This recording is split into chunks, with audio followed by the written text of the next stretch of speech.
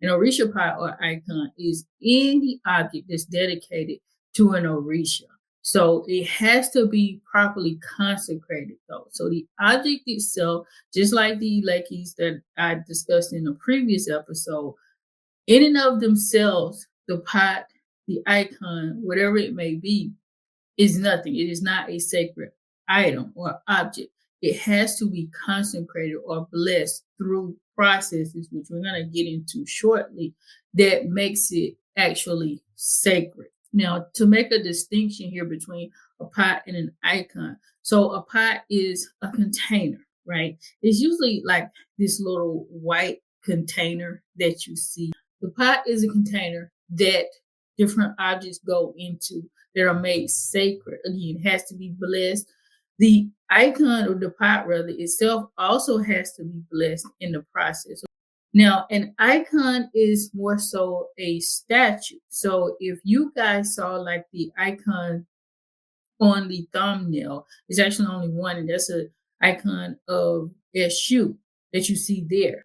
Both can be used as consecrated objects in order to set it up for you so you can put it in your temple, your shrine room, or even outside, depending on where you decide to keep it. So these particular objects, again, they're about the sacredness of the Orisha. Every single Orisha has a pot and an icon. So you can either have that container or you can have the statue, figurine type of object itself.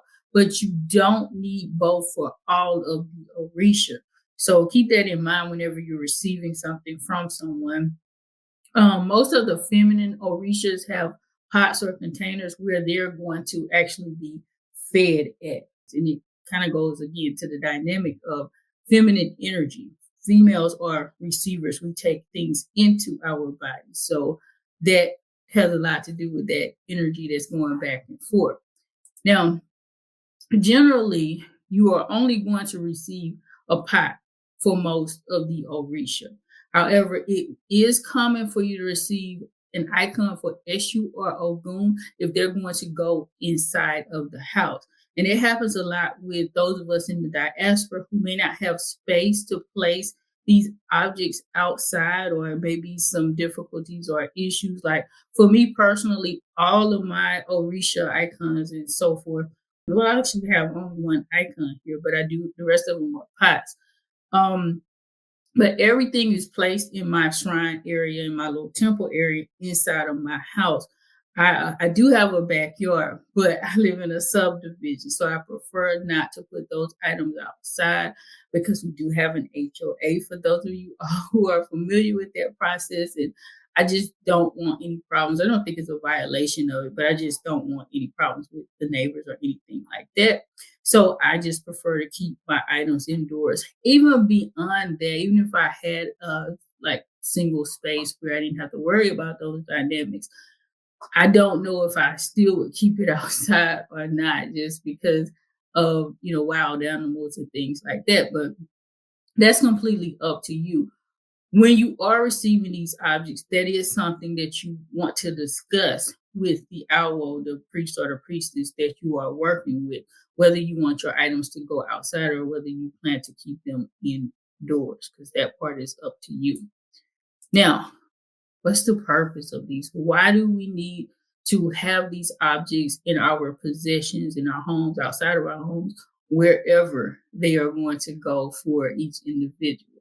So, for one, as I said before, these are sacred objects. Once they're consecrated, once they're properly blessed, okay, they're used to represent and also hold the energetic force or the ashe of the Orishas, okay? And they're also the space where Orishas accept their sacrifices and offerings. So this is the place where you're going to go and do your offerings, particularly for individuals who are not initiated. You're going to only do offerings in this space until you are trained properly on how to do sacrifices. And that's even so if you choose to do so. You're not relegated to doing sacrifices if that's not your thing, if you don't want to deal with that part of it, right? So that's what the ultimate purpose is, right? Even when you take elbow, because there are other traditions, like I always say, the Santeria, the Lukumi, things like that, that some people tend to just go and take offerings somewhere to an outdoor space in nature where that particular Orisha typically resides. Well, in Isheshe, it is customary to do the sacrifice or to consecrate it inside of the pot or with the icon itself. And then you may take it to a sacred location if necessary. It's not always necessary to do so. So also keep those dynamics in mind. Again, we're talking about Isheshe. It's very important for us to always distinguish between the Ifa that comes out of Nigeria, West Africa, that particular region,